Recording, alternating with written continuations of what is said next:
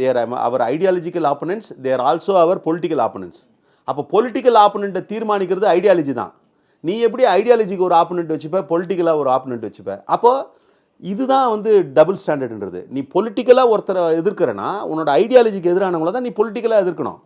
இப்போ எனக்கு ஐடியாலஜிக்கலாக எங்கள் கட்சிக்கு எதிரான ஐடியாலஜி வச்சுருக்கவங்க பிஜேபியும் பாமகன்றதுனால நாங்கள் அவங்க எங்களோட பொலிட்டிக்கல் ஆப்பனண்ட்னு டிக்ளேர் பண்ணுறோம். நீங்கள் என்ன பண்ணுறீங்க, பொலிட்டிக்கல் ஆப்பனண்ட் ஒரு ஆள்ன்றீங்க, இதுன்றீங்க. விமர்சனங்கள் நீங்கள் எப்படி முன்வைக்கிறீங்க? பெண்களுக்கு எதிரான பாலியல் குற்றச்சாட்டுகள் விமர்சனம்னா முன்வைக்கிறீங்க. அதிமுக ஆட்சி காலத்தில் அதிமுக தொடர்புடையவர்கள் ஈடுபட்ட குற்ற வழக்குன்னா வந்து பொள்ளாச்சின்னா நீ அதிமுகன்னு ஒரு வார்த்தை கூட சொல்ல மாட்டேன்ற. நீ திமுக சொல்லாமல் இப்போ அதை பற்றி பிரச்சனை கிடையாது. அதில் ஏன் நீங்கள் அதிமுக சொல்ல மாட்டீங்க? பிரிஜ்பூஷன் சிங்கை பற்றி நீங்கள் என்ன பேசியிருக்கீங்க? பிரிஜ்பூஷன் சிங் பற்றி நீங்கள் பேசுனீங்களா? நாடே கொதிச்சு எழுந்தது பிரிஜ்பூஷன் சிங். இன்றைக்கி வந்து டெல்லி போலீஸ் வந்து அவரை வந்து விடுதலை செய்யறதுக்கு வந்து கோர்ட்டில் வந்து தாக்கல் பண்ணி வெளில கொண்டு வந்துட்டாங்க. இதை பற்றி ஏதாவது ஒரு கண்டனம் தெரிவிச்சிருக்கீங்களா? நேற்றைக்கு கூட ஒரு பாலியல் சம்பவம் வந்து பிஜேபி இவங்களால் வந்து அரங்கேற்றப்பட்டிருக்கு. அது வந்து எதாவது பேசியிருக்கீங்களா?